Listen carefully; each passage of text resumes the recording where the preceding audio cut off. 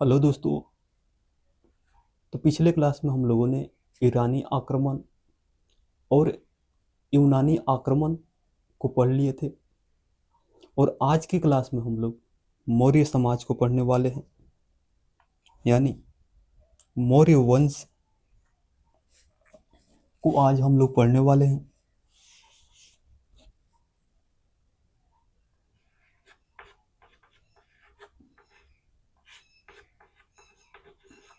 मौर्य वंश और मौर्य वंश का जो शासन है 322 ईस्वी पूर्व से लेकर 185 ईस्वी पूर्व तक मौर्य वंश का शासन रहा है, यानी लगभग 137 वर्षों तक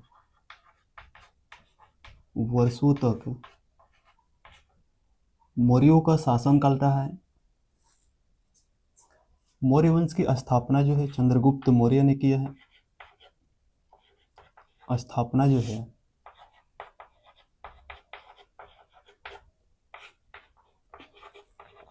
चंद्रगुप्त मौर्य ने किया है। और मौर्य वंश की स्थापना में अगर बात करें तो मौर्य वंश की स्थापना करने में चंद्रगुप्त मौर्य को कौटिल्य और यानी जिसे चाणक्य के नाम से भी जाना जाता है, चाणक्य और कश्मीर के शासक प्रवर्तक ने मौर्य वंश की स्थापना करने में चंद्रगुप्त मौर्य की सहायता किए थे। कश्मीर के शासक प्रवर्तक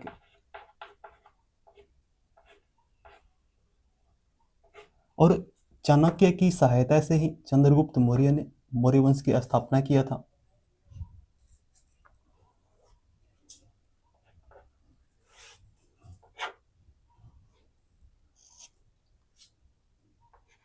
चाणक्य का कहना है कि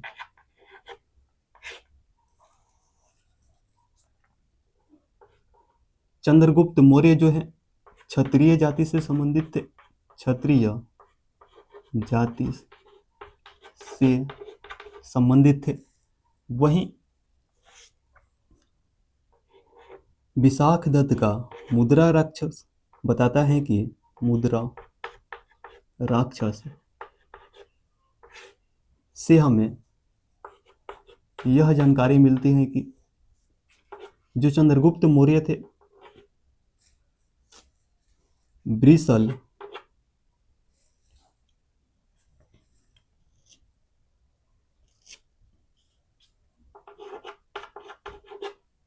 ब्रिसल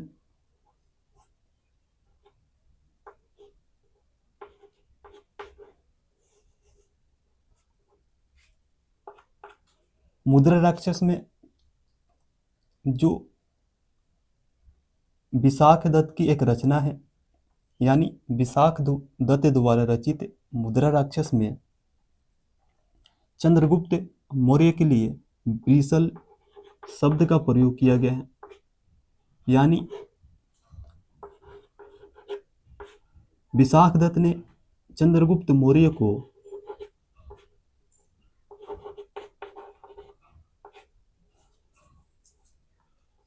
निम्न जाति का बताया है, यानी चाणक्य ने चंद्रगुप्त मौर्य को क्षत्रिय जाति और विशाख दत्त ने चंद्रगुप्त मौर्य को निम्न जाति का बताया है। मौर्य वंश के विषय में अगर बात करें तो मौर्य वंश के विषय में जानकारी के 3 स्रोत हैं। के विषय में जानकारी के 3 स्रोत हैं।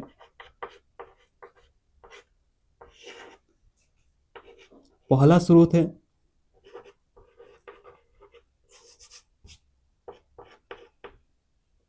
साहित्यिक स्रोत,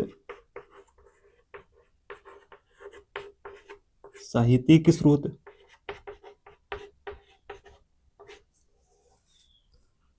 अगर बात करें साहित्यिक स्रोत की तो कौटिल्य का अर्थशास्त्र से भी हमें मौर्य वंश के विषय में जानकारी मिलती है।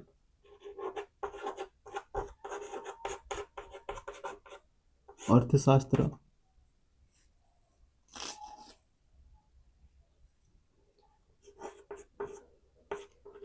विशाख दत्त का मुद्रा राक्षस, मुद्रा राक्षस, पतंजलि का महाभाष्य,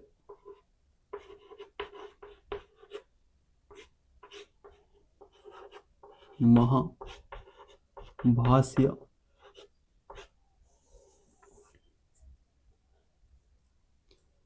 सोमदेव का कथा सरित सागर, सरित सागर, और क्षेमेंद्र का बृहत कथा मंजरी, बृहत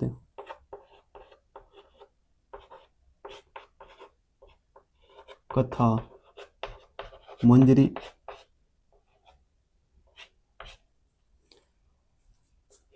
हेमचंद्र का परिशिष्ट पर्व, परिशिष्ट पर्व,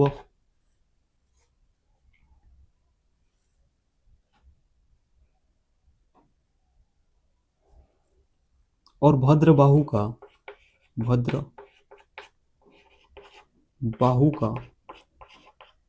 कल्प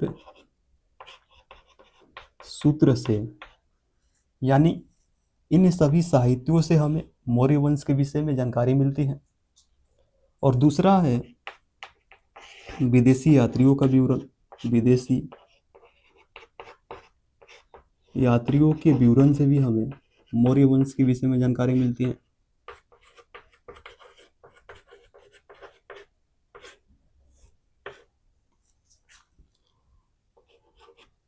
मेगास्थनीज का इंडिका,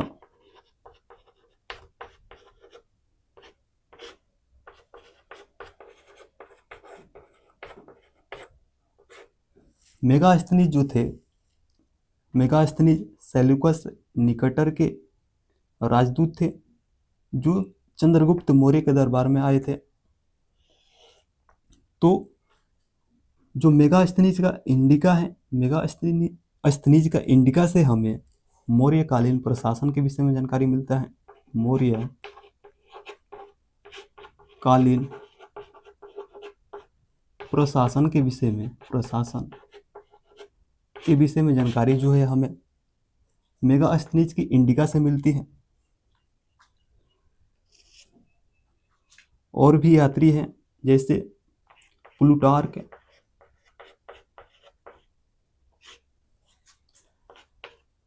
प्लूटार्क का कहना था कि चंद्रगुप्त मौर्य जो है, चंद्रगुप्त मौर्य ने 6 लाख की बड़ी सेना के साथ यानी चंद्रगुप्त मौर्य की जो सेना थी सबसे बड़ी सेना थी जिसमें 6 लाख से अधिक सैनिक थे। और जिस कारण प्लूटार्क ने कहा है कि चंद्रगुप्त मौर्य ने 6 लाख की बड़ी सेना लेकर पूरे भारत को रौंद डाला। वहीं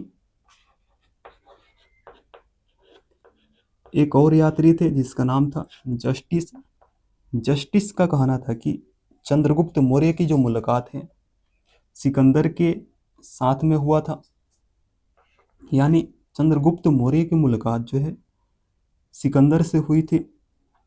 और एक यात्री जो है जिसका नाम था एपियानस, और एपियानस का कहना था कि 305 ईस्वी पूर्व में चंद्रगुप्त मौर्य और सेल्यूकस निकेटर के बीच में युद्ध हुआ था, जिसमें चंद्रगुप्त मौर्य की जीत हुई थी।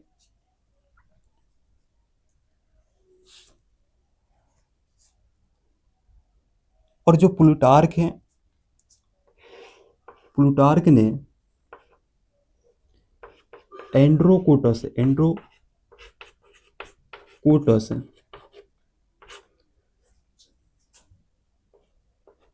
शब्द का प्रयोग जो है चंद्रगुप्त मौर्य के लिए किया है। और जस्टिस ने सैंड्रोकोटस शब्द का प्रयोग जो है चंद्रगुप्त मौर्य के लिए किया है। और इन दोनों शब्दों की जो पहचान है, इन दोनों शब्दों की पहचान विलियम जोन्स ने चंद्रगुप्त मौर्य से किया है। इन दोनों शब्दों की जो पहचान है विलियम जोन्स ने कहा है कि जो एंड्रोकोटस शब्द है और जो सैंड्रोकोटस शब्द है, यह दोनों शब्द जो है चंद्रगुप्त मौर्य के लिए ही किया गया है। इसकी पहचान जो है विलियम जोन्स ने किया है। और तीसरा था पुरातात्विक स्रोत, जिससे हमें मौर्य काल के विषय में जानकारी मिलती है। तीसरा पुरातात्विक स्रोत, तात्विक स्रोत। और पुरातात्विक स्रोत की अगर बात करें तो अभिलेख लिखने का जो प्रारंभ है भारत में ईरानी आक्रमण से ही हुआ है। ईरानी आक्रमण से ही भारत में अभिलेख लिखने की परंपरा की शुरुआत हुई है। आक्रमण से ही अभिलेख लिखने की परंपरा जो है भारत में, इसकी शुरुआत हुई है।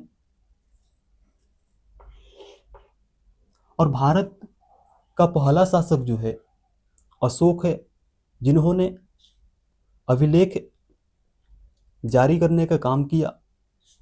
यानी भारत का पहला शासक जिसने अभिलेख जारी किया तो वह अशोक था, जिसने अभिलेख जारी किया। भारत का पहला अभिलेख जारी करने वाला शासक जो है अशोक था। भारत का पहला शासक जिसने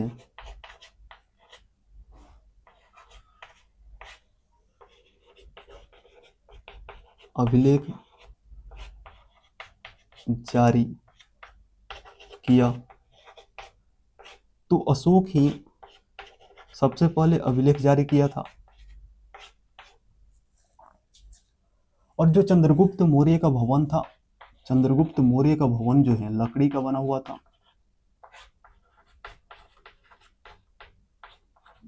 का भवन जो है लकड़ी का बना हुआ था।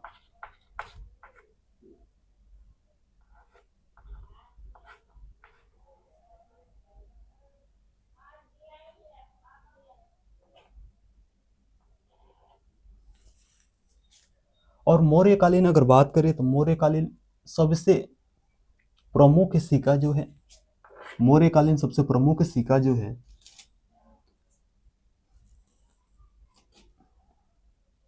मौर्यकालीन सबसे प्रमुख सिक्का मौर्यकालीन सबसे प्रमुख सिक्का जो है पर्ण है।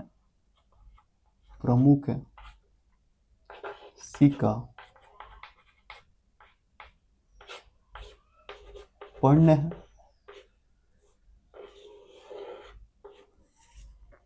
तो ये सभी जो है पुरातात्विक साक्ष्य हैं, जिससे हमें मौर्य वंश के विषय में जानकारी मिलता है।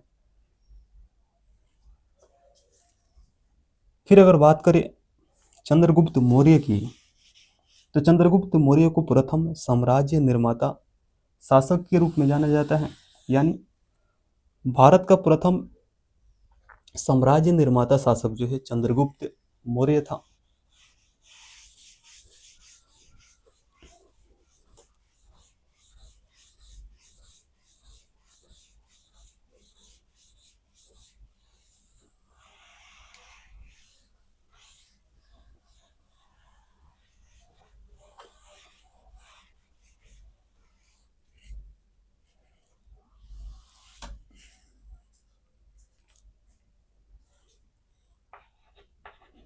और चंद्रगुप्त मौर्य की अगर शासन की बात करें तो चंद्रगुप्त मौर्य का जो शासन है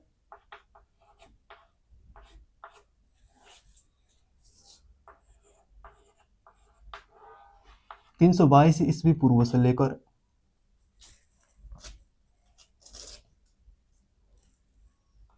298 ईस्वी पूर्व तक है। और चंद्रगुप्त मौर्य जो है प्रथम साम्राज्य निर्माता शासक था। प्रथम साम्राज्य निर्माता शासक था।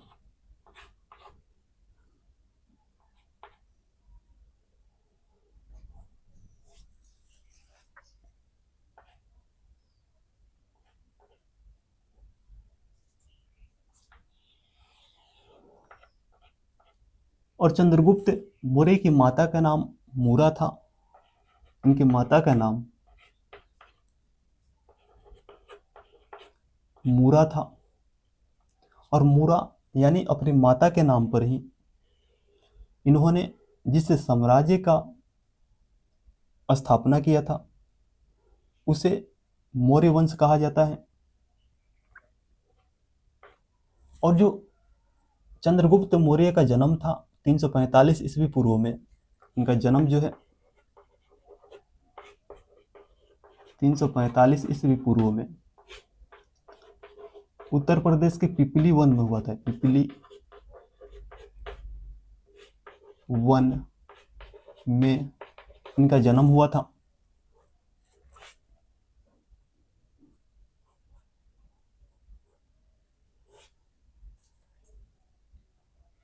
तमिल ग्रंथ अहनानूर और मुरनानूर, तमिल ग्रंथ अहनानूर और मुरनानूर हमें यह जानकारी देता है कि चंद्रगुप्त मौर्य ने दक्षिण भारत को जीतकर अपने साम्राज्य में मिलाया था। और महास्थान अभिलेख जो है, महास्थान अभिलेख हमें यह जानकारी देता है कि बंगाल को जीतकर चंद्रगुप्त मौर्य ने अपने साम्राज्य में मिलाया था।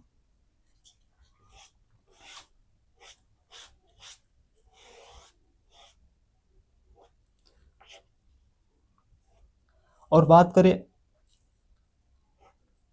तो 305 ईस्वी पूर्व में चंद्रगुप्त मौर्य और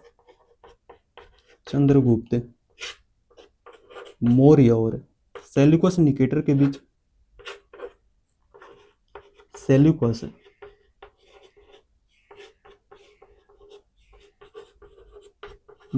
के बीच में एक युद्ध हुआ जिसमें चंद्रगुप्त मौर्य की जीत हुई और सेल्यूकस निकेटर की हार हुई, जिसके फलस्वरूप सेल्यूकस निकेटर ने चंद्रगुप्त मौर्य को काबुल, कंधार, हेरात और मकरान का जो क्षेत्र था सेल्यूकस निकेटर ने चंद्रगुप्त मौर्य को दिया। और सेल्यूकस निकेटर ने अपनी पुत्री हेलेना का विवाह जो है चंद्रगुप्त मौर्य के साथ में किया। हेलेना को इतिहास में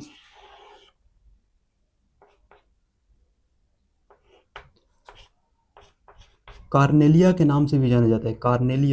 कार्नेलिया के नाम से भी जाना जाता है। और बदले में चंद्रगुप्त मौर्य ने सेल्यूकस निकेटर को 500 हाथी जो है, इसके बदले में चंद्रगुप्त मौर्य ने सेल्यूकस निकेटर को 500 हाथी दिया। और इसी समय सेल्यूकस निकेटर का जो राजदूत था मेगास्थनीज राजदूत मेगास्थनीज जो था, इसी समय सेल्यूकस निकेटर का राजदूत मेगास्थनीज जो था चंद्रगुप्त मौर्य के दरबार में आया था। मेगास्थनीज चंद्रगुप्त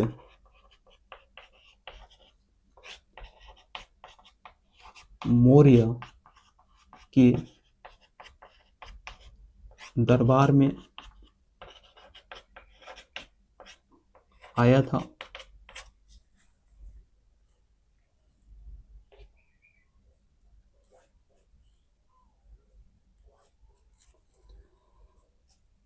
और चंद्रगुप्त मौर्य जो थे 298 ईस्वी पूर्व आते आते चंद्रगुप्त मौर्य का शासन प्रशासन से मोह भंग हो गया, जिस कारण चंद्रगुप्त मौर्य ने गद्दी जो है अपने पुत्र बिंदुसार को दे दिया। यानी चंद्रगुप्त मौर्य ने बिंदुसार को गद्दी पर बैठाया 298 ईस्वी पूर्व में, जिसकी जानकारी जो है यानी शासन से मोह भंग हो गया और गद्दी पर अपने पुत्र बिंदुसार को बैठाया। इसकी जानकारी जो है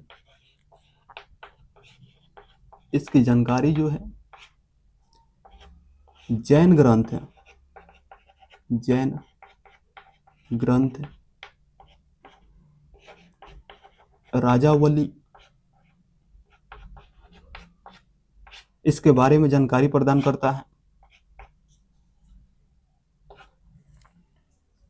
और चंद्रगुप्त मौर्य ने अपने जीवन के अंतिम समय में जैन धर्म को अपना लिया। जैन धर्म को अपनाया और जो चंद्रगुप्त मौर्य ने जैन धर्म को अपनाया, इसके विषय में जानकारी जो है हमें जैन ग्रंथ परिशिष्ट पर्व से मिलती है। परिशिष्ट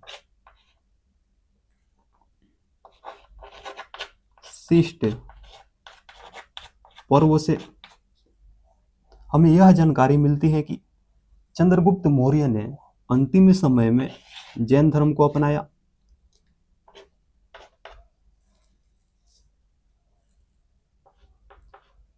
और जो चंद्रगुप्त मौर्य थे, अपना जीवन का अंतिम समय जो है कर्नाटक के श्रवणबेलगोला में बीता हुआ। चंद्रगुप्त मौर्य ने अपने जीवन का अंतिम समय जो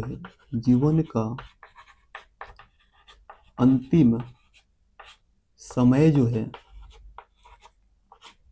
कर्नाटक के श्रवणबेलगोला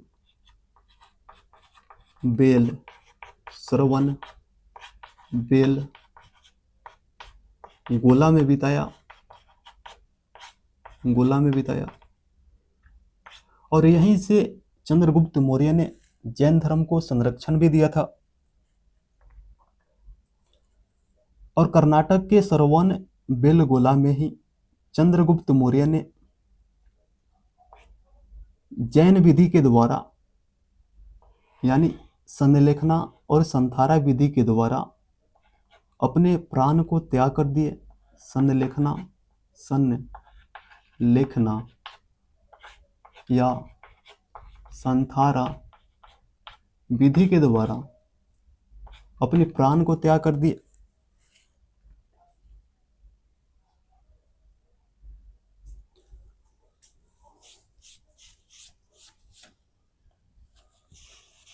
अगर बात करें चाणक्य की,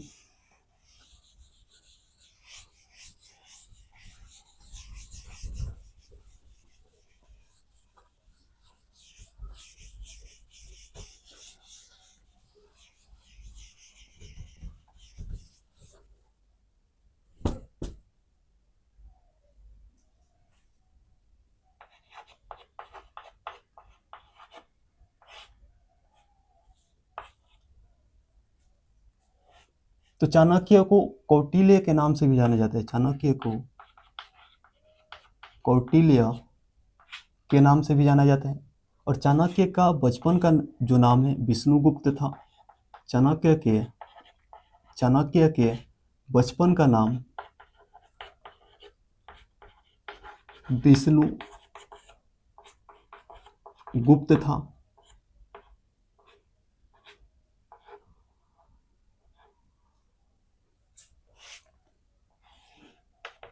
चाणक्य की रचना अर्थशास्त्र जो है, अर्थशास्त्र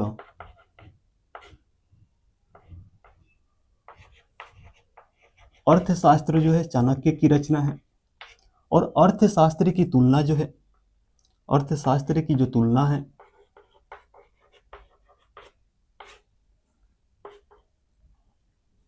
मैकियावेली के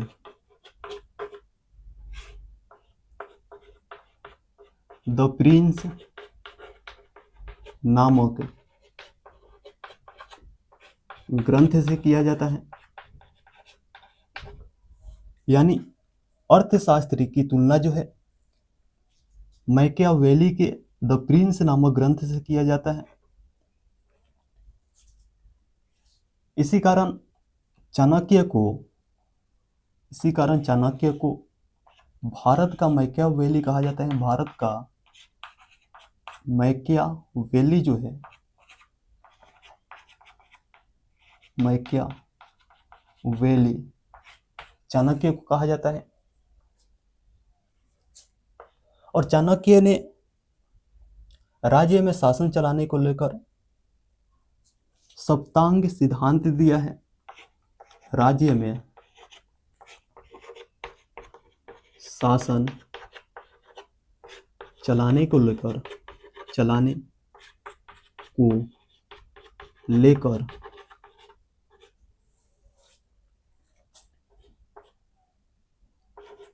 सप्तांग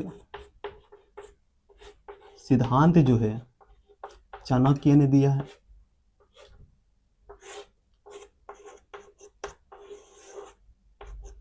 सप्तांग सिद्धांत के अंग जो है सात गो हैं।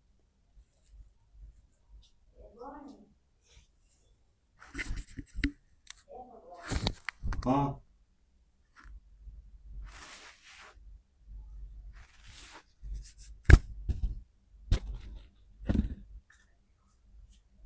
का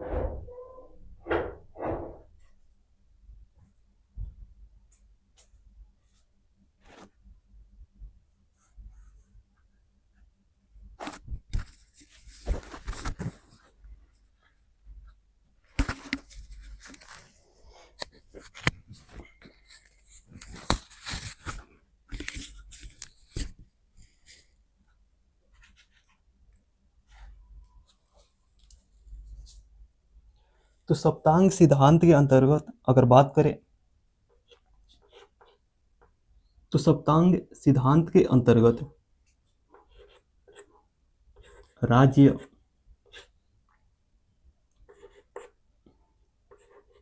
राजा, मंत्री जिसे अमात्य भी कहा जाता है, दुर्ग यानी किला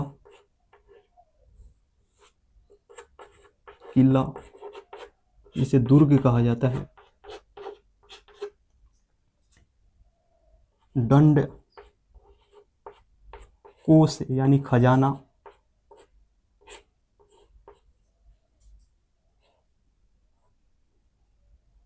राज्य हो गया, राजा हो गया, मंत्री, किला, दंड, कोष और मित्र।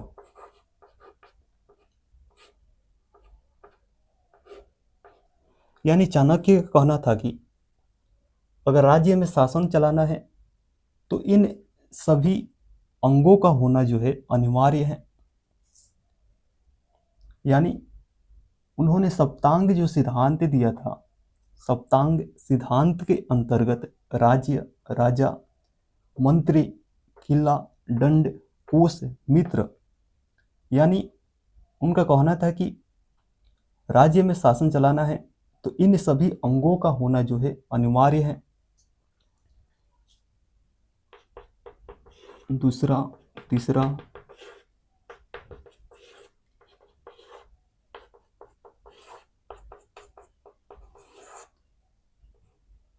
सप्तांग सिद्धांत के सबसे अंतिम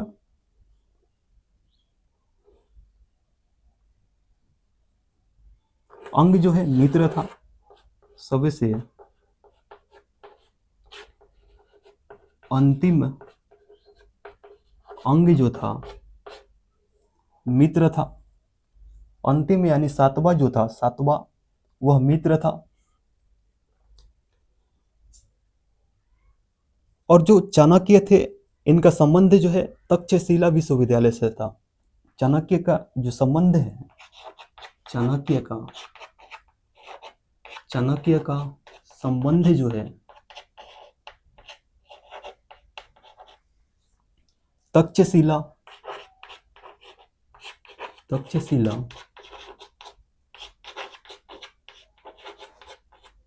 विश्वविद्यालय से था।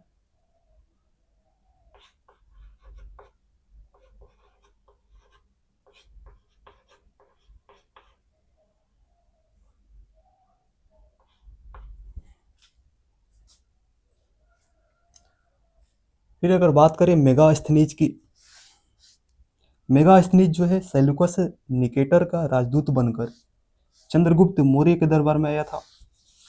और मेगास्थनीज ने पाटलिपुत्र को पोलीब्रोथा कहकर पुकारा है।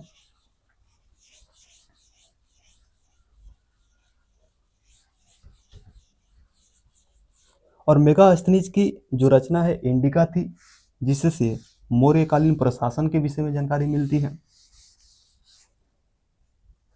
और मेगास्थनीज भारतीय समाज को 7 वर्गों में विभाजित किया था। मेगास्थनीज का कहना था कि भारत के लोग जो है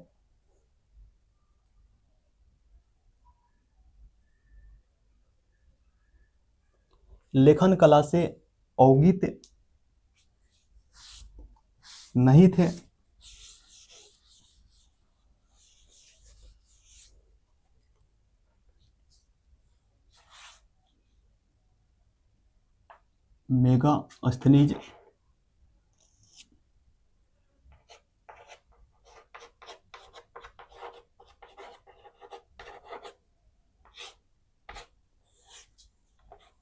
मेगास्थनीज पाटलिपुत्र को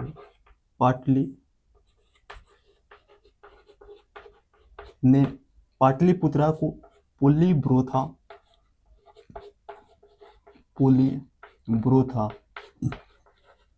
कहकर पुकारा है। और मेगास्थनीज की रचना जो है इंडिका थी।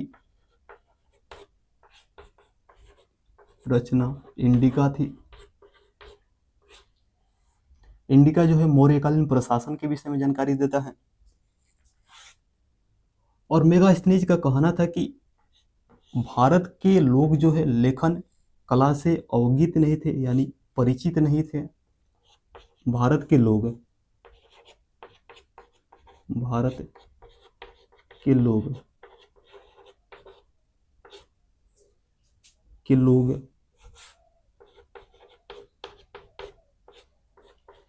लेखन कला से, यानी लिखने की कला से, लेखन कला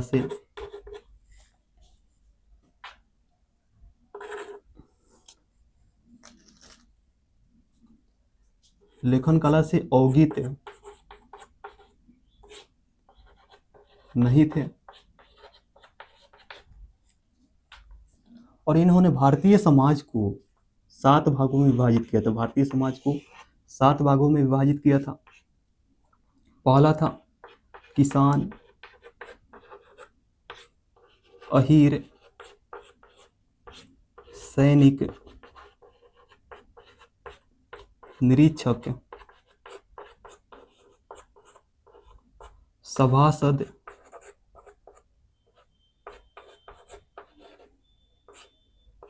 कारीगर,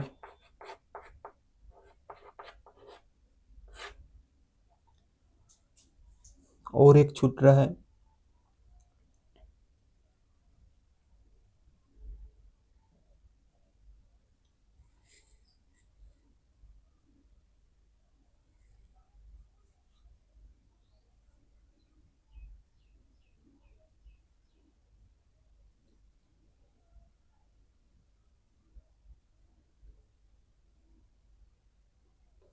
किसान, अहीर, सैनिक, निरीक्षक, सभासद, कारीगर।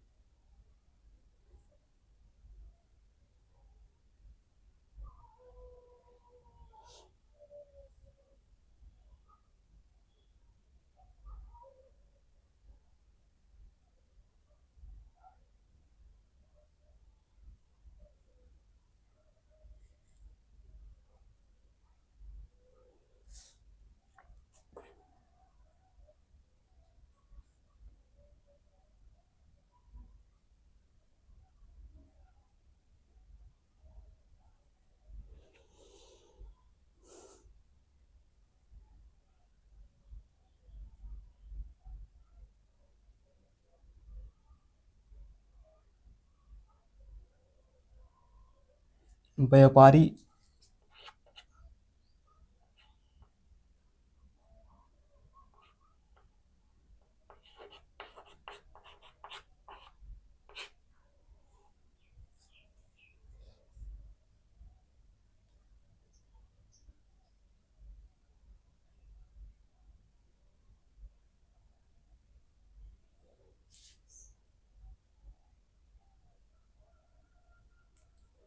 किसान, अहीर, सैनिक, निरीक्षक, सभासद, कारीगर और व्यापारी। मेगास्थनीज ने जो भारतीय समाज को 7 वर्गों में विभाजित किया था, एक थे किसान, अहीर, निरीक्षक, सभासद, कारीगर और व्यापारी। व्यापारी। फिर अगर बात करें बिंदुसार की,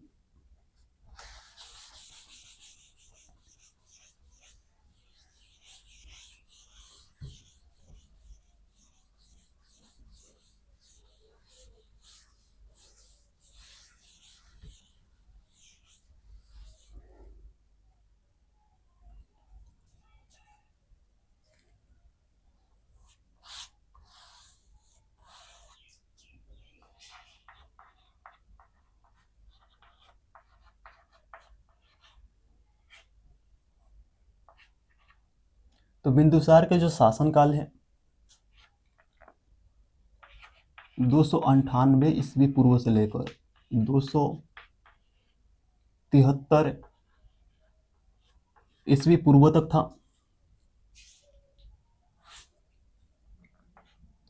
और बिंदुसार को यह कहा जाता है कि बिंदुसार जो है योग्य पिता का अयोग्य पुत्र, और जो बिंदुसार का पुत्र था अशोक था, अशोक जो था योग्य था, यानी बिंदुसार को अयोग्य योग्य, यानी बिंदुसार के जो पिता थे चंद्रगुप्त मौर्य जो थे, वे एक योग्य थे। जिस कारण बिंदुसार को योग्य पिता का अयोग्य पुत्र और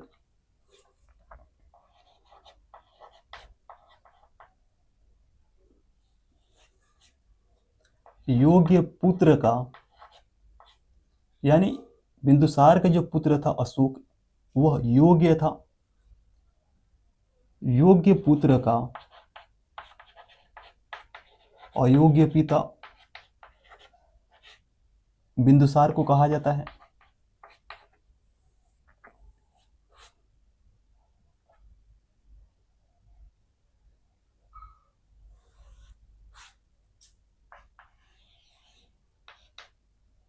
बिंदुसार को शत्रु विनाशक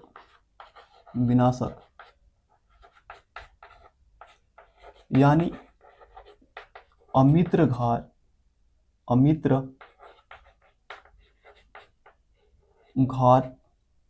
के नाम से भी जाना जाता है,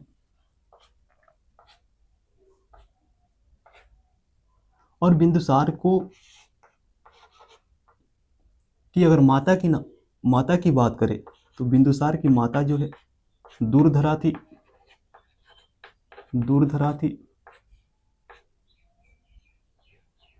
और चंद्रगुप्त मौर्य जो थे, इनका पिता चंद्रगुप्त मौर्य जो थे, चंद्रगुप्त मौर्य की 3 पत्नी थी। चंद्रगुप्त मौर्य की 3 पत्नी थी। एक थी दूरधरा, चंद्र नंदिनी और एक हेलेना, जिसे कार्नेलिया के नाम से भी जाना जाता है। तो जो बिंदुसार की माता थी उनका नाम था दूरधरा, और बिंदुसार को जैन ग्रंथ में सिंह सेन कहा गया है। वहीं पुराण में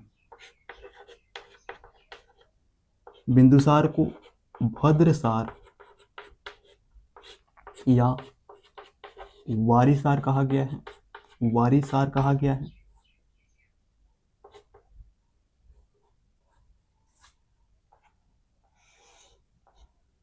और जो बिंदुसार आजीवक संप्रदाय को मानते थे।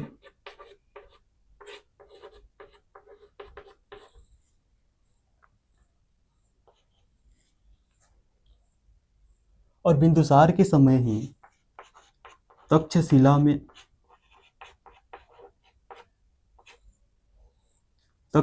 में विद्रोह हो रहा था, जिसको दबाने के लिए अपने बड़े पुत्र सुशर्मा को तक्षशिला भेजे, लेकिन सुशर्मा जो था इस विद्रोह को दबा नहीं सका, जिस कारण अशोक को भेजे। और अशोक ने इस विद्रोह को दबा दिया, जिस कारण बिंदुसार के बाद अशोक ही गद्दी पर बैठा।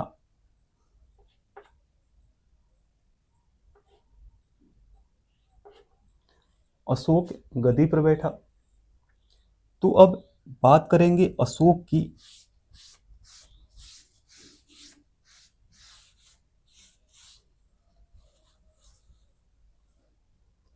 लेकिन उससे पहले अगर बात करें तो बिंदुसार के समय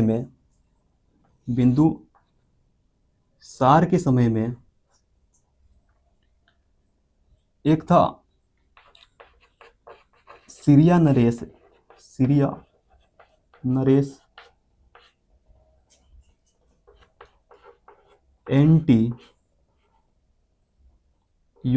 का राजदूत बनकर जो डाइमेकस था डाइमेकस बिंदुसार के दरबार में आया था। और एक था मिस्र का शासक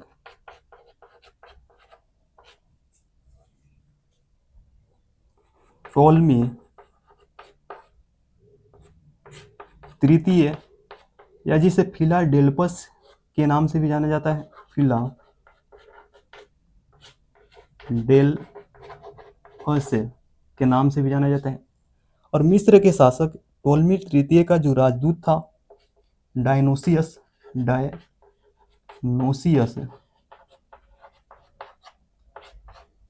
यह भी बिंदुसार के दरबार में आया था। तो एंटियोकस का जो राजदूत था डाइमेकस, यह बिंदुसार के दरबार में आया।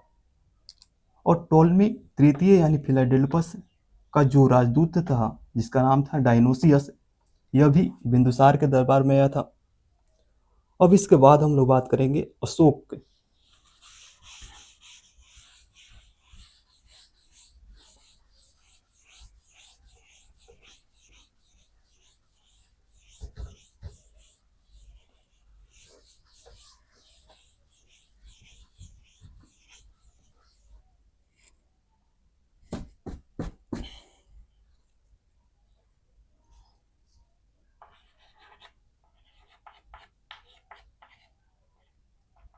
अशोक का शासनकाल जो है 278 ईस्वी पूर्व से लेकर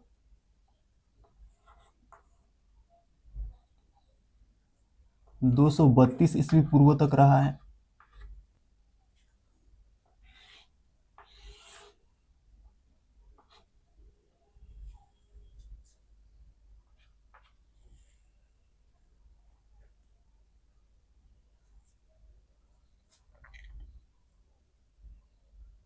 अगर बात करें अशोक की,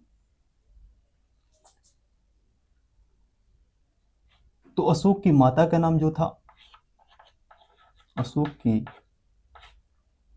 माता का नाम शुभ द्रांगी, जिसे धर्मा के नाम से भी जाना जाता है, धर्मा के नाम से भी जाना जाता है।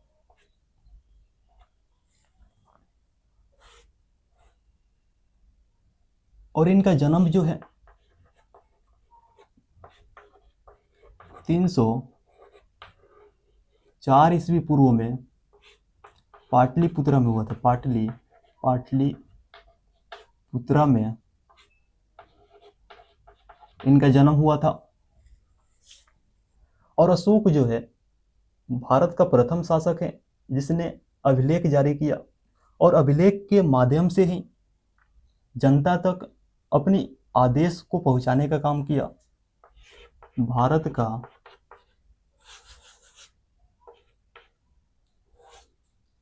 अभिलेख जारी करने वाला भारत का प्रथम शासक जो है, अभिलेख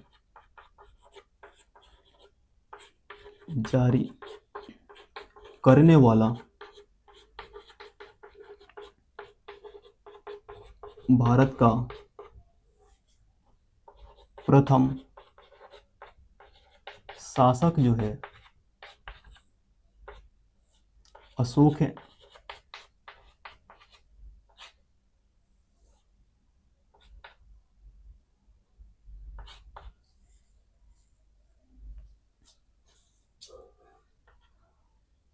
अगर बात करें इनकी पत्नी की, तो इनकी पत्नी का नाम जो है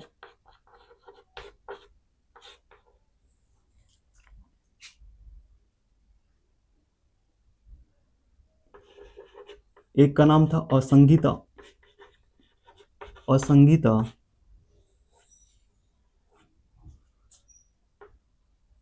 कारुवाकी।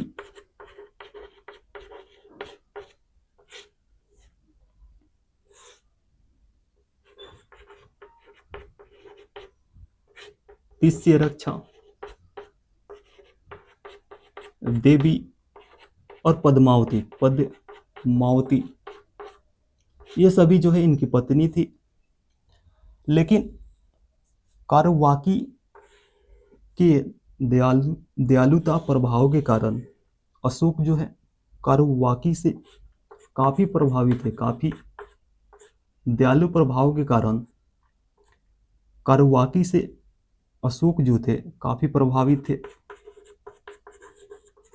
काफी प्रभावित थे।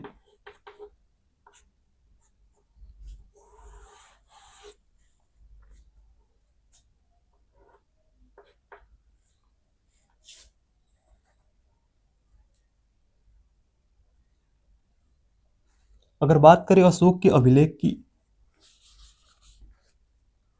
तो अशोक के अभिलेख में अशोक का अभिलेख जो है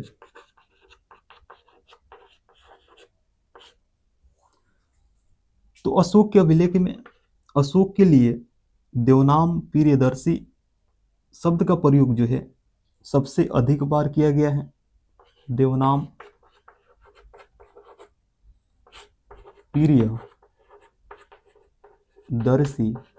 शब्द का प्रयोग जो है अशोक के लिए किया गया है।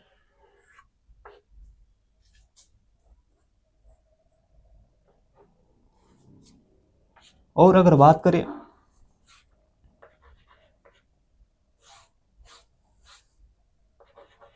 तो मध्य प्रदेश के गुर्जरा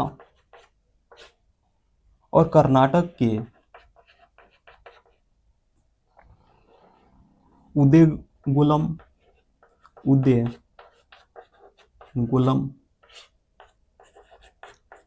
मास्की नेटूर,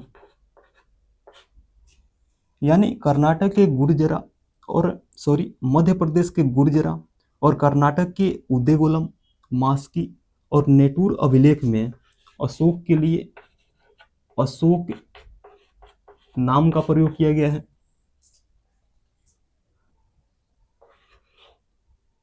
और वहीं राजस्थान के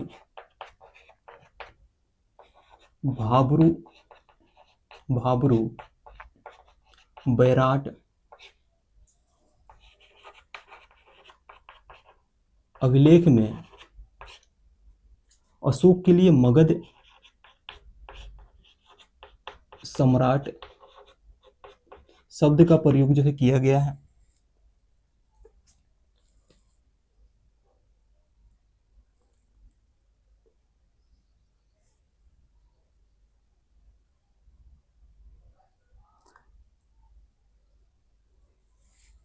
और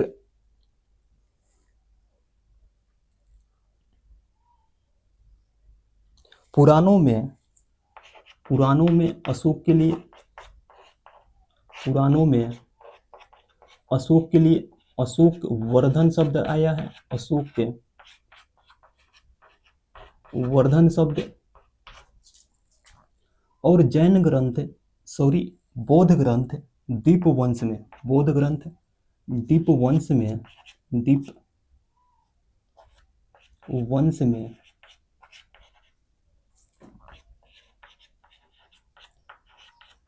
अशोक के लिए करमूली शब्द का प्रयोग किया गया है। करमूली, यानी इन सभी अभिलेखों में अशोक के लिए अलग अलग नामों का जो है प्रयोग किया गया है। फिर अगर बात करें तो अशोक के अभिलेख की जो खोज है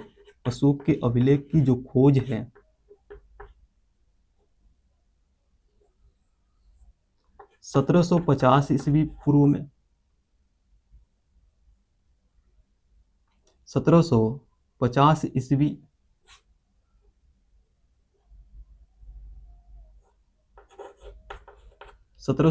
ईस्वी में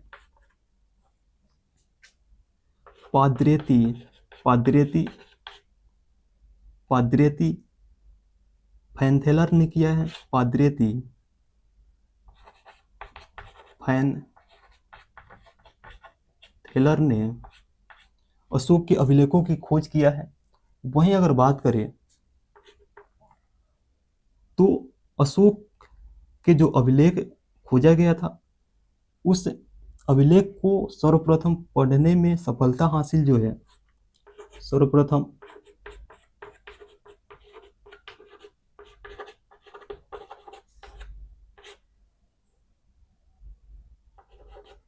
पढ़ने में सफल जो है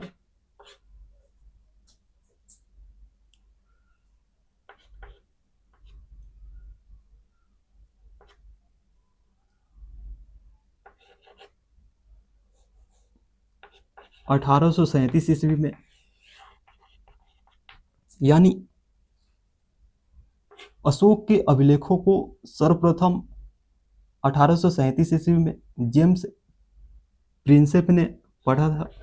जेम्स प्रिंसेप ने सर्वप्रथम अशोक के अभिलेखों को पढ़ा था।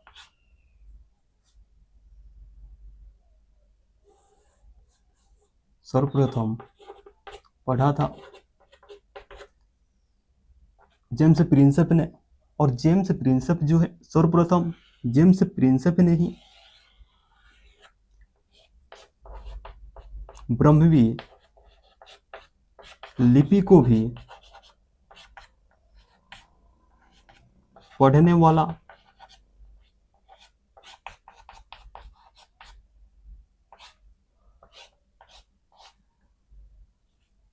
जो सर्वप्रथम ब्रह्मी लिपि को पढ़ा था वह भी जेम्स प्रिंसेप ही था, और जिसने अशोक के अभिलेख को भी सर्वप्रथम पढ़ा था वह भी जेम्स प्रिंसेप ही था। यानी अशोक के अभिलेख को पढ़ने वाला और ब्रह्मी लिपि को पढ़ने वाला जो प्रथम था वह था जेम्स प्रिंसेप।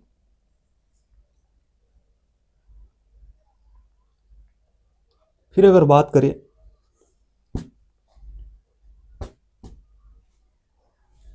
कलिंग युद्ध की, अगर बात करें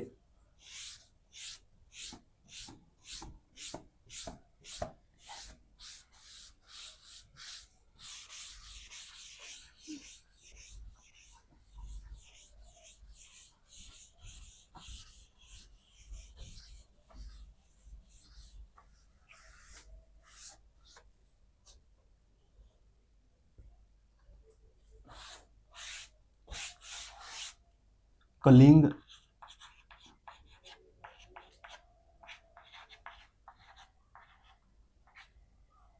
युद्ध जो है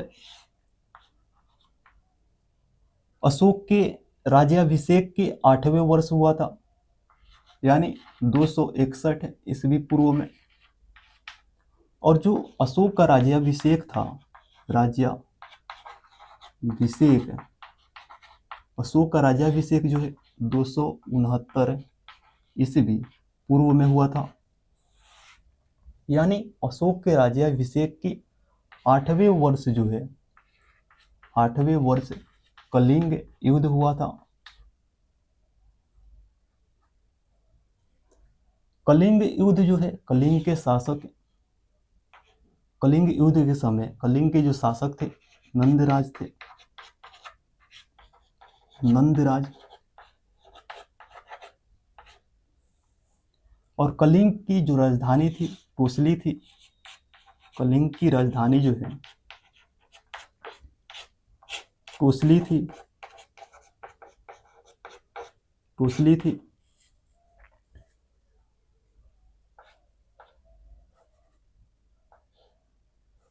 कलिंग युद्ध में भारी रक्तपात हुआ जिससे अशोक जो है काफी प्रभावित हुए।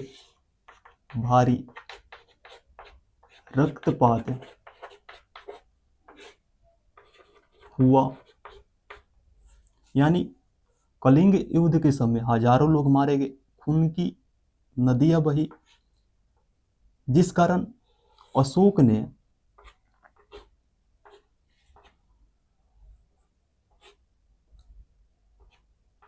निर्णय लिया कि, यानी भारी रक्तपात से अशोक के हृदय परिवर्तन हुआ। अशोक का हृदय परिवर्तन हुआ, हृदय परिवर्तन हुआ। और अशोक ने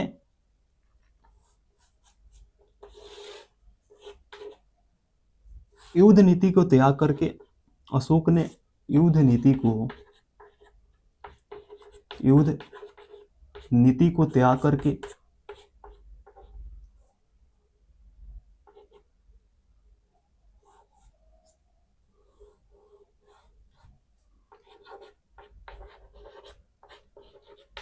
धम्म नीति को यानी शांति प्रिय नीति को अपनाया।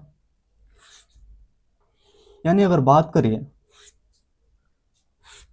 तो अशोक के चौथे बृहद शिलालेख में इसकी जानकारी दिया गया है कि अशोक ने भेरी घोष को त्याग कर भेरी घोष नीति को त्याग करके धम्म नीति को अपनाया।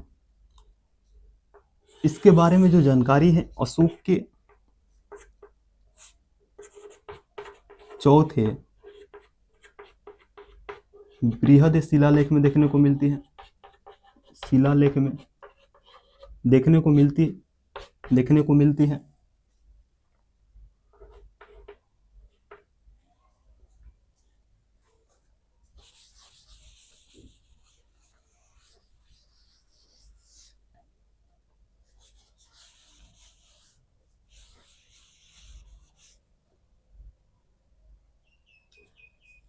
फिर इसके बाद अगर बात करें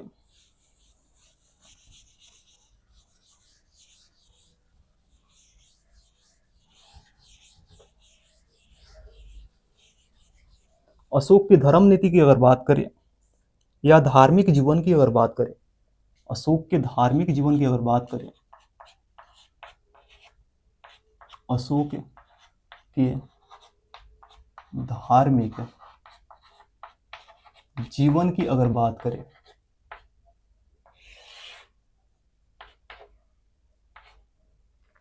तो अशोक शुरुआत में ब्राह्मण धर्म को मानता था।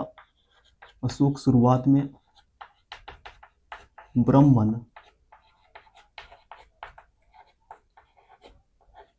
धर्म को मानता था, लेकिन बाद में अपने भतीजा निग्रोध से प्रभावित होकर बाद में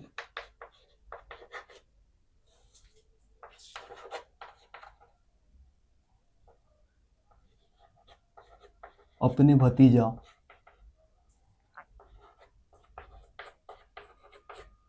निग्रोध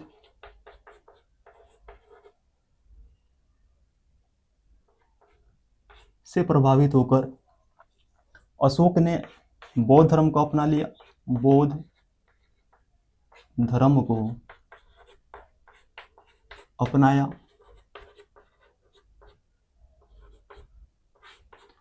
और अशोक ने बौद्ध धर्म की जो शिक्षा है, बौद्ध धर्म की शिक्षा जो है अशोक ने उपगुप्त नामक बौद्ध भिक्षु से लिया था।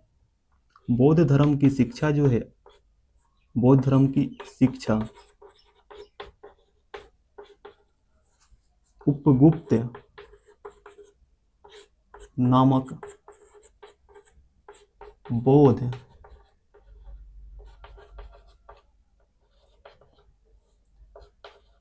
भिक्षु से लिया था।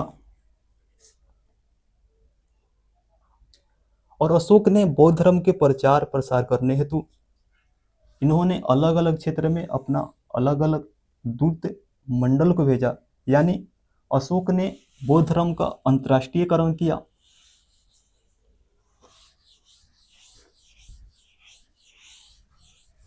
अशोक ने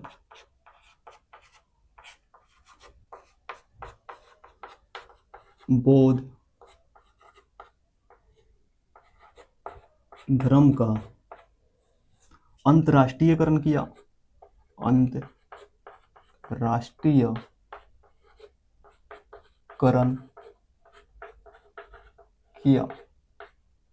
और अलग अलग क्षेत्र में अपना अलग अलग दूत मंडल भेजे। जैसे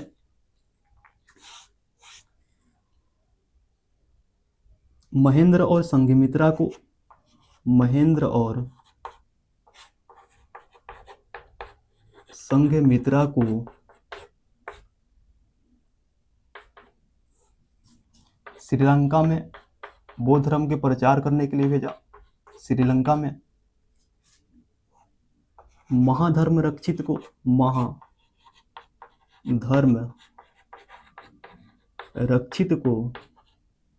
महाराष्ट्र में भेजे। महादेव को कर्नाटक में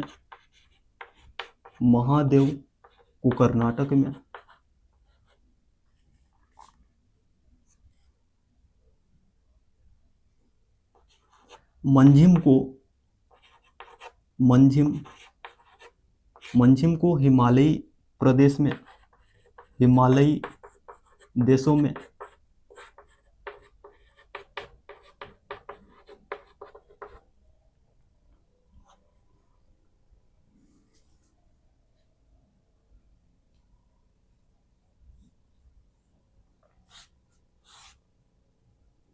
म्यांमार में सोना और उत्तरा को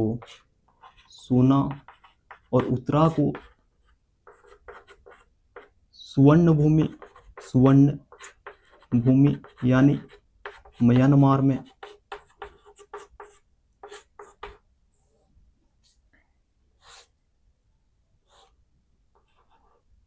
मंझांतिक को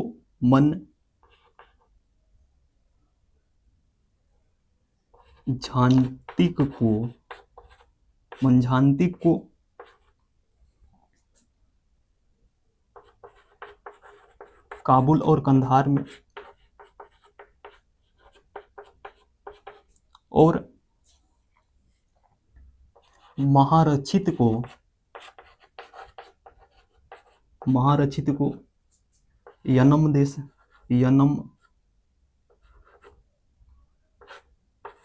देश में प्रचार प्रसार करने के लिए बौद्ध धर्म का।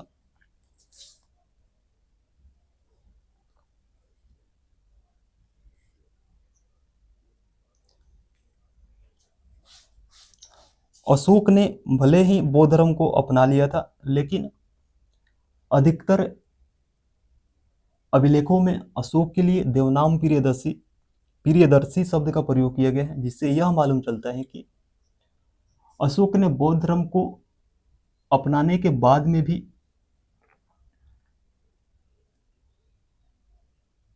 देवताओं में विश्वास रखते थे।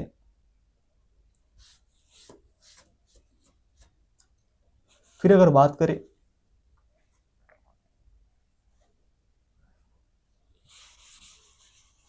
तो अभिलेख को 3 भागों में बांटकर पढ़ा जाता है।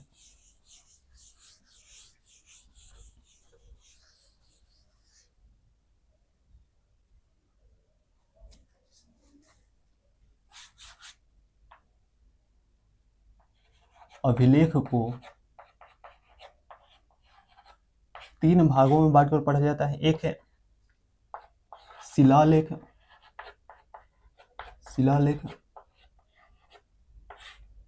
दूसरा है स्तंभ लेख और तीसरा है गुहा लेख।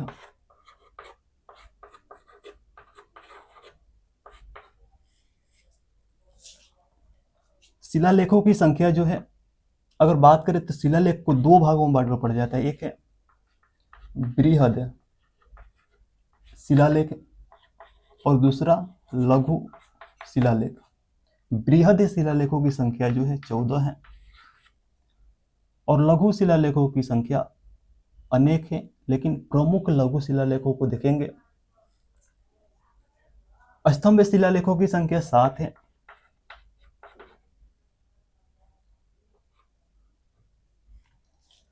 और जो स्तंभ लेख और गुहा लेख लिखा गया है, यह ब्रह्मी लिपि में लिखा गया है। ब्रह्मी लिपि में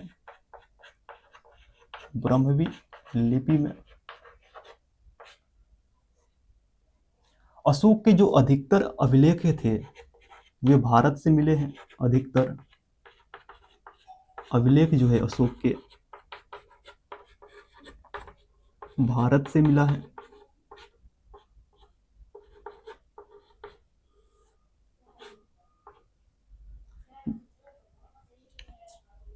जो यानी जिसकी भाषा जो है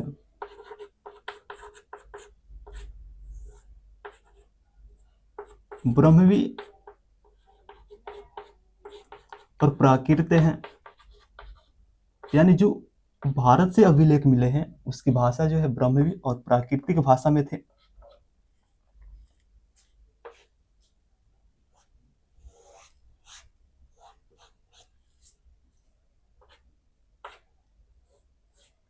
और जो अभिलेख है, एक अभिलेख है अशोक का जो कंधार से मिला है, जिसका नाम है शाह ए कुहना। अभिलेख जो है पाकिस्तान के कंधार से मिला है।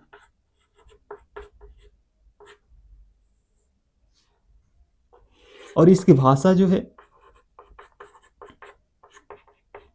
यानी यह अभिलेख जो है ग्रीक और अरमाइक लिपि में लिखा गया था।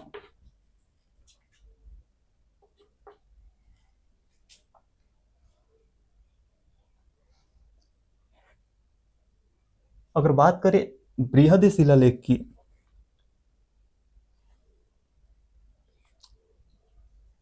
अगर बात करें बृहद शिलालेख की अगर बात करें तो इसकी टोटल संख्या जो है 14 है।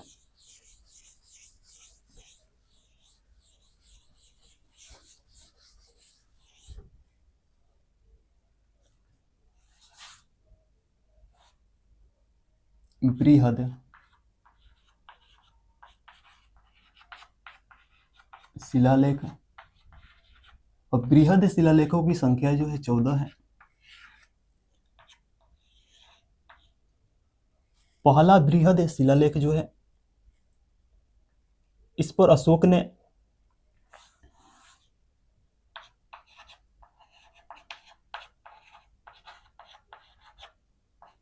पशु बलि की निंदा की है, पशु बलि की निंदा।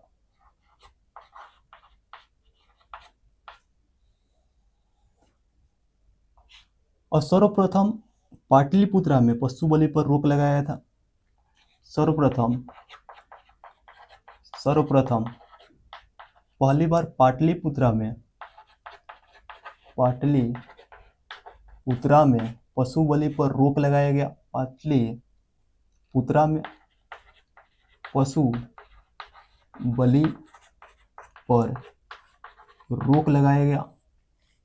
और प्रथम बृहद शिलालेख में ही अशोक ने कहा है कि सभी मनुष्य मेरे संतान हैं, सभी मनुष्य मेरे संतान हैं। वहीं अगर बात करें दूसरा बृहद शिलालेख की,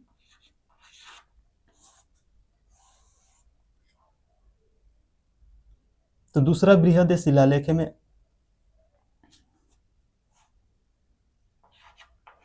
पशु और मानव चिकित्सालय का निर्माण करने के बाद कहा है।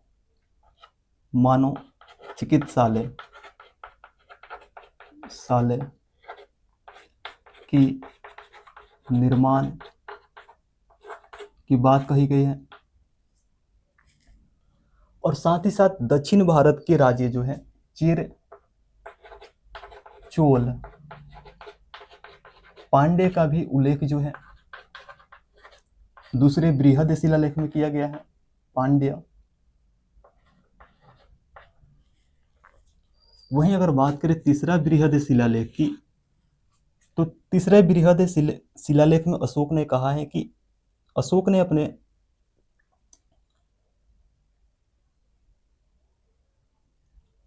पदाधिकारियों को कहा है कि प्रत्येक 5 वर्ष पर राज्य का दौरा करना है। प्रत्येक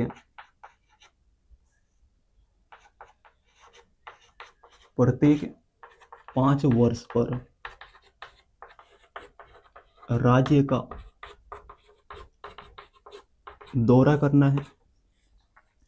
और अशोक के समय कुल यानी अशोक के साम्राज्य में कुल 5 प्रांत हुआ करते थे। अशोक के साम्राज्य में प्रांतों की संख्या जो है 5 हुआ करती थी। अगर बात करें उत्तरापथ की, पहला था उत्तरापथ, दूसरा था दक्षिणापथ, तीसरा था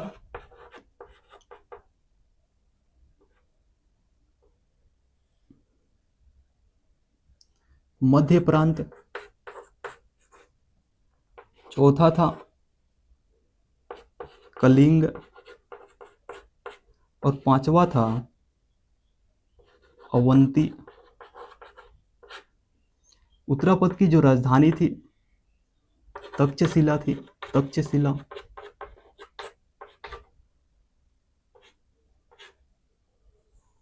और दक्षिणापथ की जो राजधानी है स्वर्णगिरी,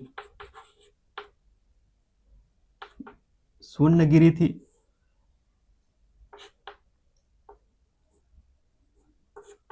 जो म्यांमार में था।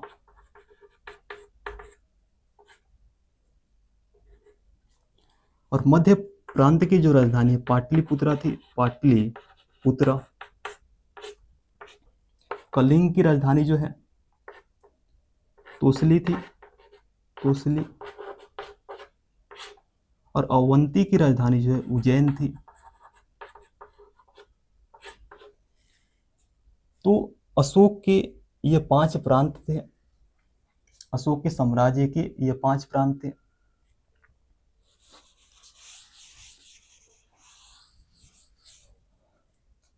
फिर अगर बात करें चौथे बृहद शिलालेख की, तो चौथे बृहद शिलालेख में भेरी घोष की जगह, भेरी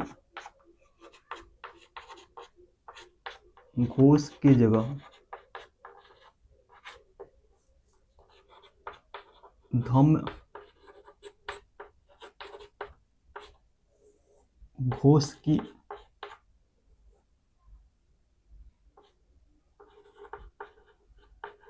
उल्लेख किया गया है।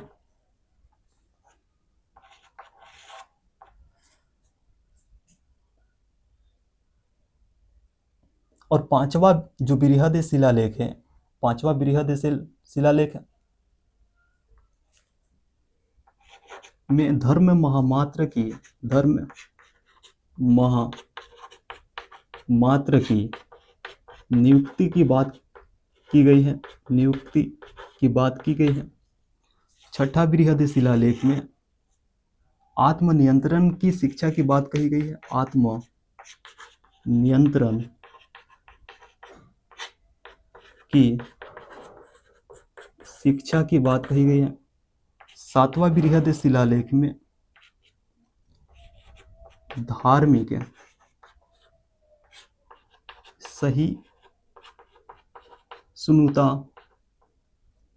की बात कही गई है। आठवां बृहद शिलालेख में कहा गया है कि बौद्ध धर्म से संबंधित, बौद्ध धर्म से संबंधित स्थलों की यात्रा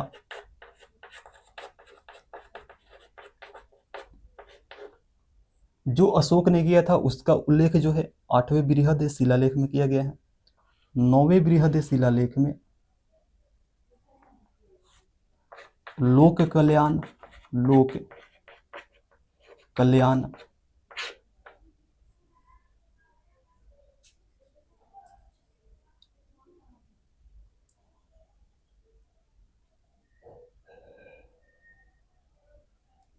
सद्भाव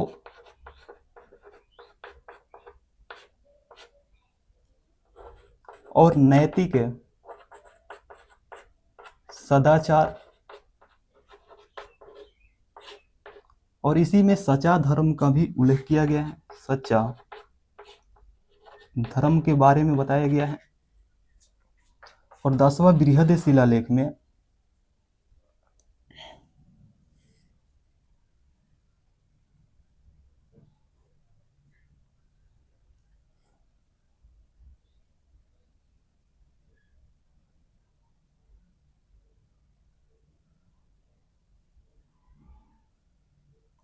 कहा गया है कि पदाधिकारियों को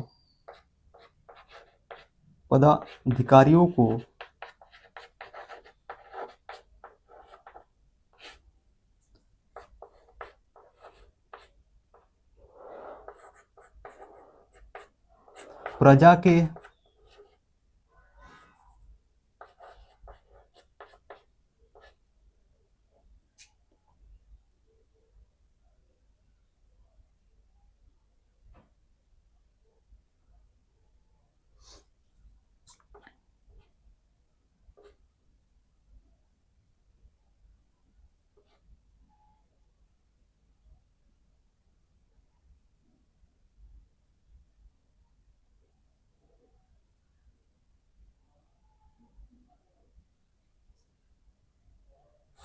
प्रजा के बारे में सोचने की बात कहा गया है, बारे में सोचने की बात कहा गया है। और 11वें बृहद शिलालेख में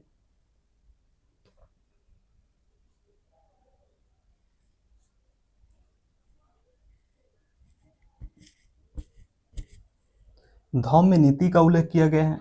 धम्म नीति का उल्लेख जो है 11वें बृहद शिलालेख में, और 12वें बृहद शिलालेख में स्त्री महामात्र की नियुक्ति की बात कही गई है। स्त्री महामात्र की नियुक्ति की बात कही गई है। और 13वें बृहद शिलालेख में कलिंग युद्ध का वर्णन, कलिंग युद्ध की चर्चा जो है 13वें बृहद शिलालेख में। और जो चेर चोल पांड्य राज्य है उसकी भी चर्चा जो है 13वें बृहद शिलालेख में किया गया है। चेर चोल पांड्य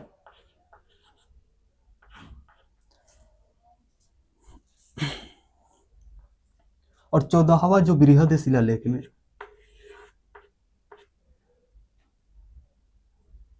अशोक ने यह कहा है कि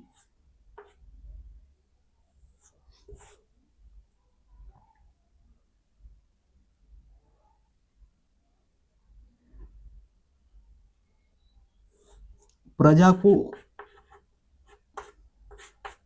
या जनता को धार्मिक जीवन जीने को प्रेरित किए हैं। इसका उल्लेख जो है 14वें बृहद शिलालेख में देखने को मिलता है।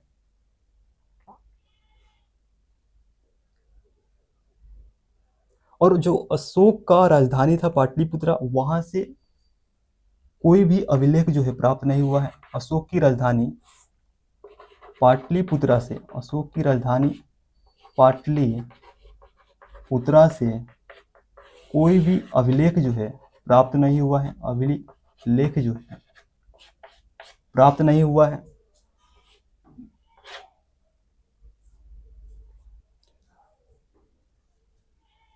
फिर अगर बात करें अशोक की धम्म की, अगर बात करें अशोक की धम्म की अगर बात करें, लेकिन उससे पहले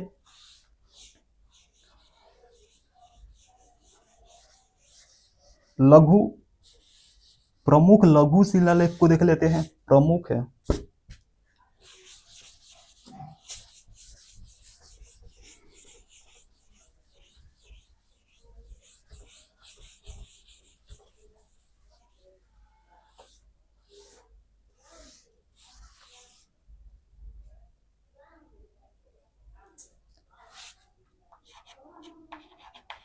प्रमुख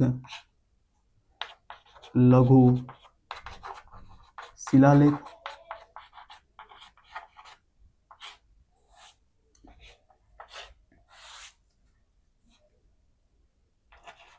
तो एक है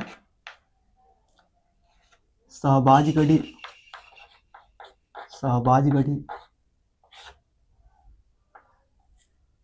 मानसेहरा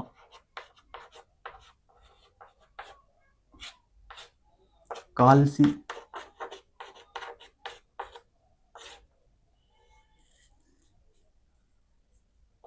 जौगढ़,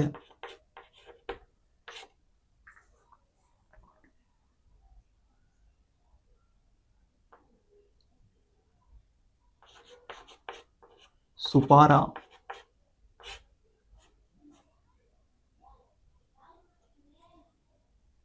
सोपारा,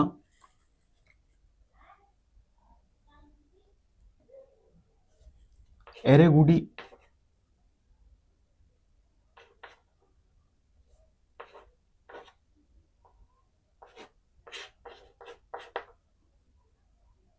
ब्रह्मगिरी,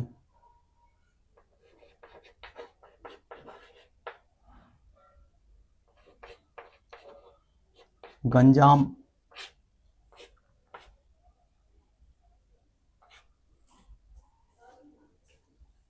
जो शहबाज गढ़ी है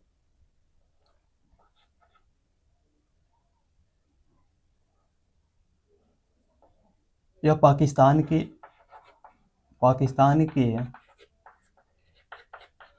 पेशावर से शहबाजगढ़ी लघु शिलालेख की प्राप्ति हुई है। वही मानसेहरा जो है पाकिस्तान के हजारा से,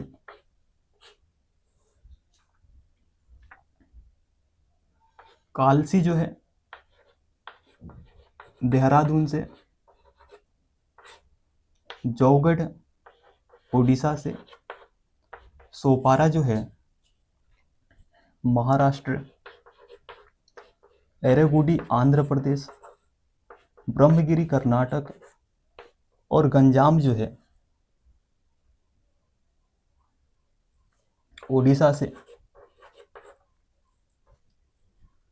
फिर अगर बात करें तो एक है गिरनार, नार, गुजरात से, धौली उड़ीसा में,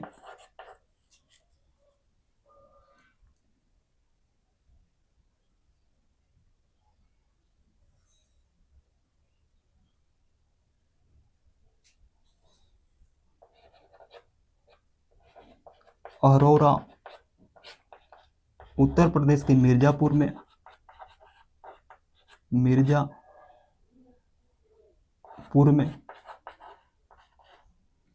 और सासाराम बिहार में है,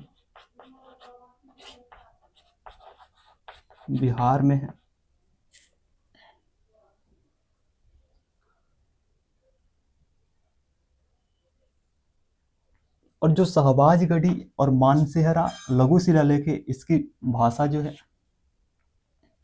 यह खरोष्टी लिपि में लिखा गया है। खरोष्टी लिपि में लिखा गया है। यानी जो शहबाजगढ़ी और मानसेहरा है इसकी लिपि जो है खरोष्टी लिपि है। फिर अगर बात करें अशोक के धाम की, अगर बात करें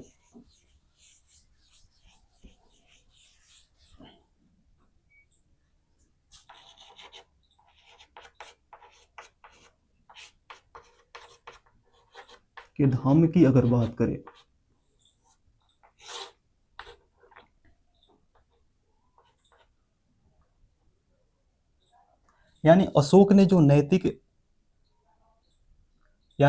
ने अगर बात करें अशोक के धाम की, तो अशोक ने जो प्रजा के लिए नैतिक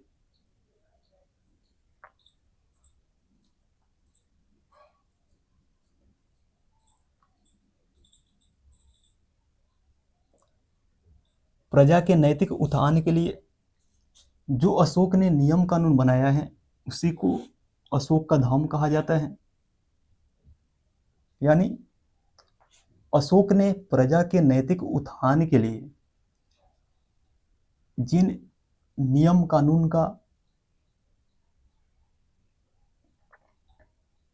बनाया है उसे ही अशोक का धम्म कहा जाता है।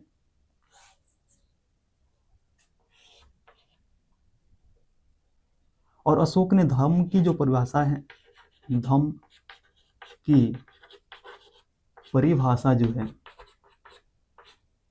अशोक ने धम्म की परिभाषा जो है बौद्ध ग्रंथ राहुलोवाद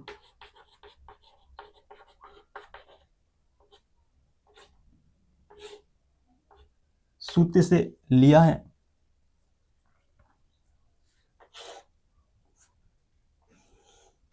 और अशोक के जो धम्म नीति है, अशोक के धम्म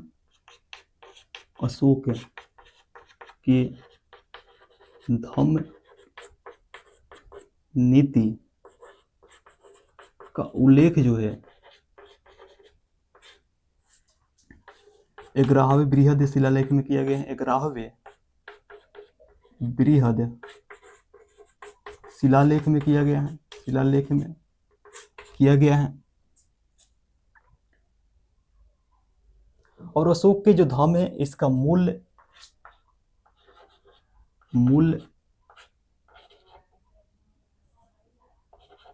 भाग की अगर बात करें तो इसका मूल भाग जो है स्व नियंत्रण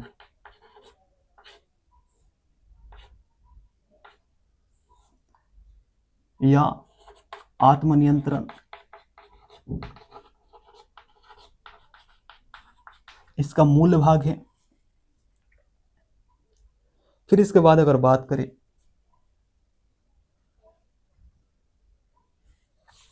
तो अशोक ने आजीविकों के रहने हेतु अशोक ने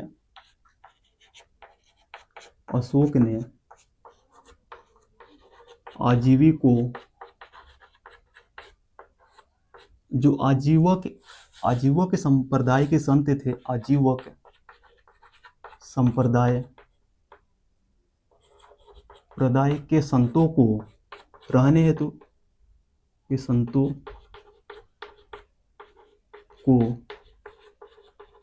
रहने हेतु,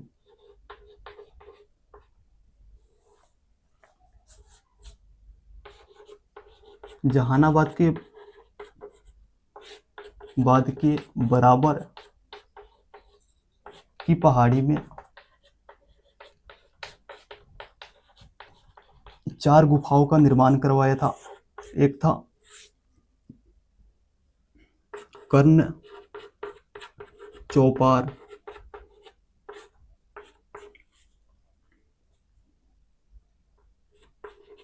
लोमस ऋषि, सुदामा, विश्व झोपड़ी,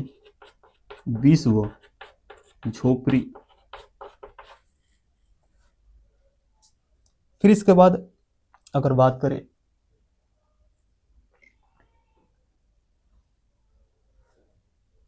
कि अशोक की जो पत्नी जिसका नाम था कारुवाकी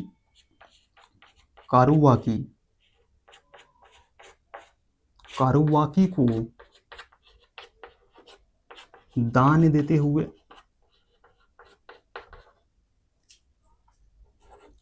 प्रयाग और कौशाम्बी स्तंभ लेख में दिखाया गया है, जिस कारण प्रयाग और कौशाम्बी स्तंभ लेख को रानी का अभिलेख कहा जाता है। रानी का अभिलेख कहा जाता है, अभिलेख कहा जाता है।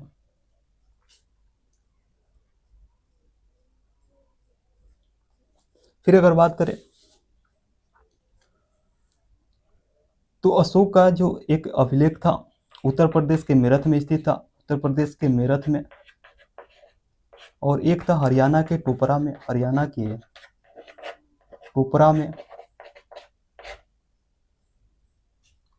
और जो मेरठ और टोपरा में स्थित था इसको फिरोज शाह तुगलक ने दिल्ली में स्थापित किया था। दिल्ली में स्थापित किया। और एक था उत्तर प्रदेश के कौशाम्बी अभिलेख जो था, उत्तर प्रदेश का कौशाम्बी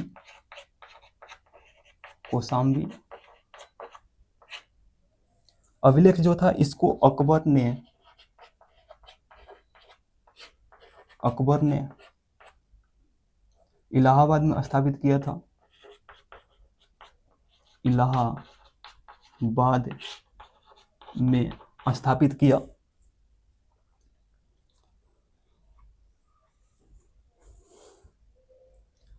फिर इसके बाद अगर बात करें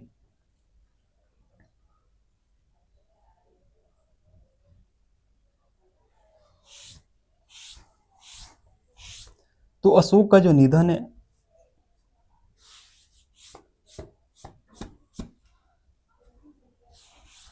232 ईस्वी पूर्व में हो गया। और अशोक के निधन के बाद अशोक का उत्तराधिकारी जो है उसका पुत्र कुणाल बना। अशोक के निधन के बाद अशोक का जो निधन है 232 ईस्वी पूर्व में, अशोक का निधन जो है 232 ईस्वी पूर्व में हो गया। और अशोक के निधन के बाद अगला उत्तराधिकारी जो है कुणाल बना। और कुणाल के बाद अगला उत्तराधिकारी जो है दशरथ। और दशरथ ने आजीवकों के रहने हेतु, यानी आजीवक संप्रदाय के संतों को रहने हेतु नागार्जुनी की पहाड़ी में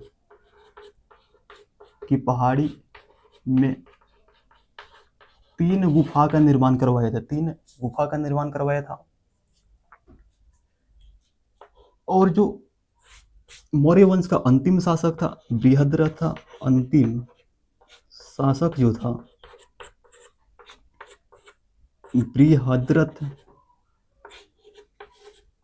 बृहद्रथ था। और इसका सेनापति पुष्यमित्र शुंग था।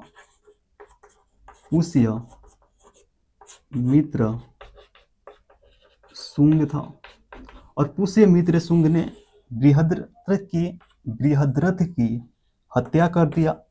और मौर्य वंश के स्थान पर पुष्यमित्र शुंग ने शुंग वंश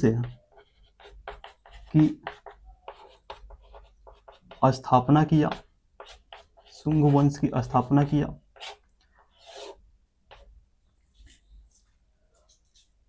तो आज की क्लास को हम लोग यहीं पर रहने देते हैं और कल की क्लास में हम लोग मौर्यकालीन प्रशासन को पढ़ेंगे, मौर्यकालीन सामाजिक स्थिति को देखेंगे, आर्थिक स्थिति को देखेंगे,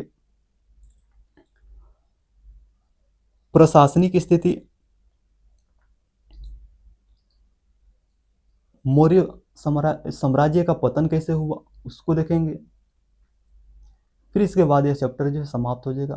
फिर उसके बाद हम लोग मौर्योत्तर काल को पढ़ेंगे। मौर्योत्तर काल के अंतर्गत